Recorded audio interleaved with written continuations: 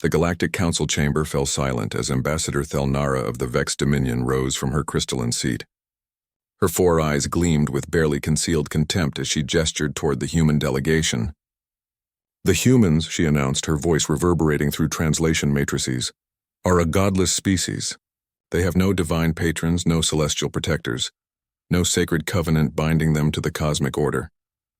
A murmur rippled through the assembled representatives of 47 star nations.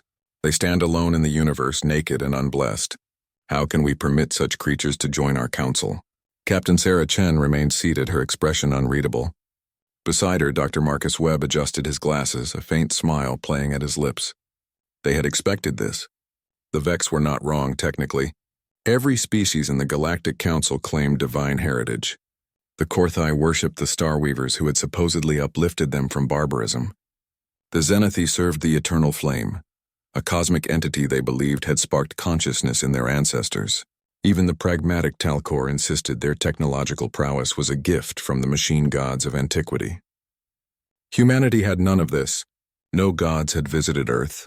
No celestial beings had carved commandments into mountain peaks or whispered secrets of the universe into human ears. They had crawled out of the mud alone, built their civilizations with bloodied hands, and clawed their way to the stars through mathematics and explosions. "We acknowledge," Sarah finally spoke, standing slowly, "that we have no gods." The chamber erupted. Some species chittered in their native tongues.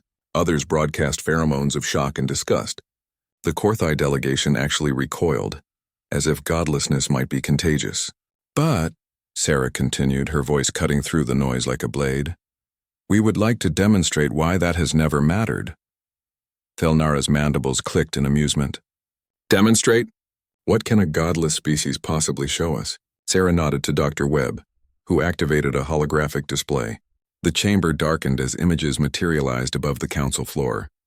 3,000 years ago, Webb began, humanity faced extinction from a plague that killed 60% of Europe's population. We had no divine intervention. No gods descended to cure us. So we learned. We studied. We created medicine. Images of ancient hospitals and modern laboratories flickered past. Today we've eliminated thousands of diseases that once slaughtered millions. "Diseases happen to all species," Thelnara interrupted. "The Star Weavers protected the Korthai from the Red Death." "Did they?" Sarah asked quietly. "Or did the Korthai build immunity naturally, then attribute their survival to divine will?" Uncomfortable silence. Webb continued. 500 years ago we split the atom, not because a god whispered the secret to us, but because humans looked at reality, questioned it, and bent it to their understanding. We've since created reactors that power entire worlds, weapons that could crack planets, and engines that fold space itself. "The machine gods taught the Talcor," someone began. "The Talcor reverse-engineered ancient technology," Sarah interrupted. "We examined your sacred texts, their instruction manuals. Very advanced ones, certainly, but manuals nonetheless. You were given technology. We created it. There's a difference." She walked to the center of the chamber, her footsteps echoing. "When the Xenathi colony on Kepler 4 faced starvation because their crops failed in alien soil, they prayed to the Eternal Flame for a miracle.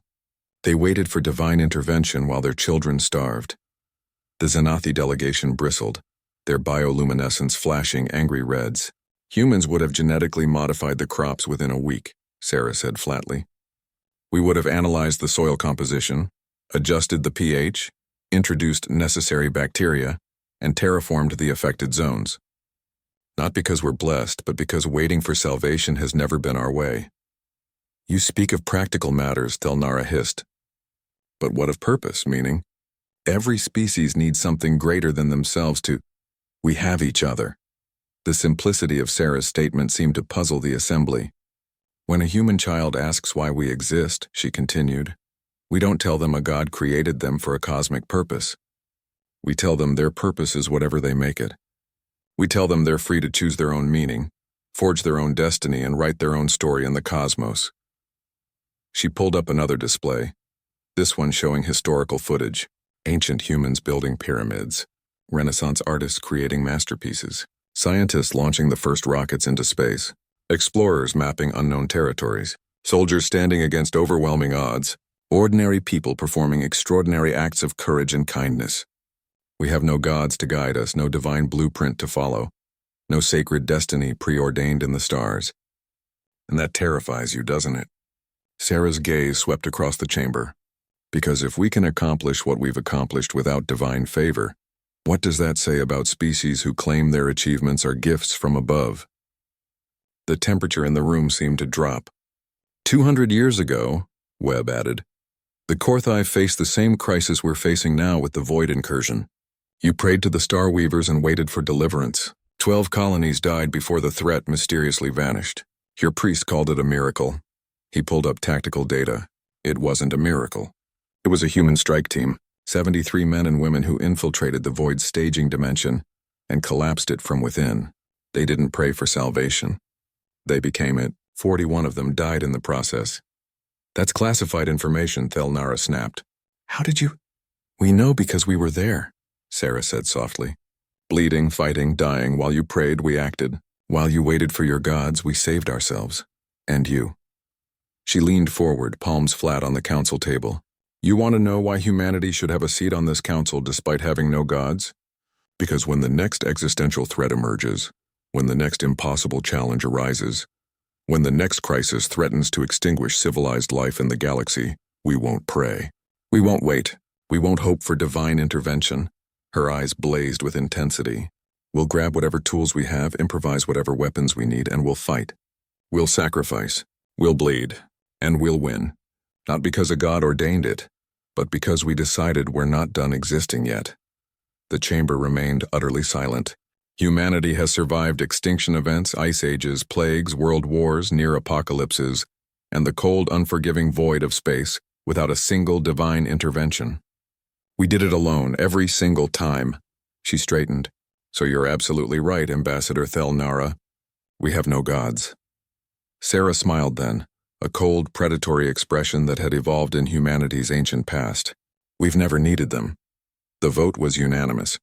Humanity joined the Galactic Council that day, and the other species learned a fundamental truth. Gods make you blessed. But necessity, stubbornness, and absolute refusal to surrender make you dangerous, and in a vast, uncaring universe, dangerous survives.